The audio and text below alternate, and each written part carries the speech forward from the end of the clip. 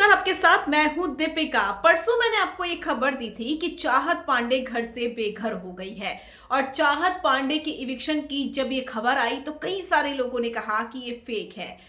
आज के एपिसोड में टेलीकास्ट हो चुका है सब कुछ, लेकिन जाते जाते चाहत कैसे विवियन के साथ मस्ती करती हुई नजर आई और अविनाश को इग्नोर कर दिया। अविनाश का हाथ कुछ देर तक यूं रह गया, लेकिन हाथ नहीं मिलाया चाहत पांडे ने। चाहत पांडे अपनी बातों की पक्की है और खुश होकर गई, ऐसा भी नहीं है कि रोकर गई। फिनाले नजदीक है और यहां तक भी चाहत पहुंच गई, बहुत बड़ी बात थी। हालांकि चाहत अभी और आगे पहुंच सकती थी, लेकिन मेकर्स की चाहत ही नहीं थी कि वो चाहत को आगे तक लेकर जाए। उनकी चाहत तो थी ईशा को आगे लेकर जाने की, जिसमें वो कामयाबी हो गए। तो 7 लोग फिनाले में हैं।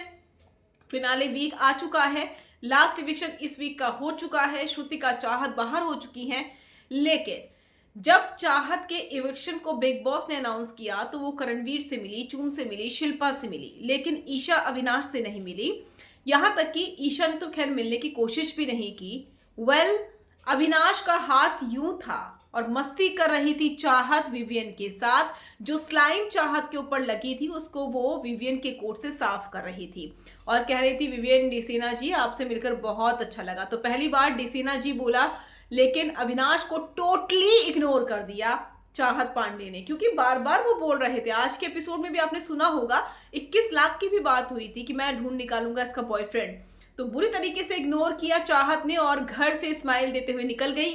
सबको बोलकर गई कि अच्छे से गेम खेलना, अच्छे से खेलना। रजत को भी बोलकर गई कि हम मिलेंगे, जरूर मिलेंगे और बाहर भी मिलेंगे।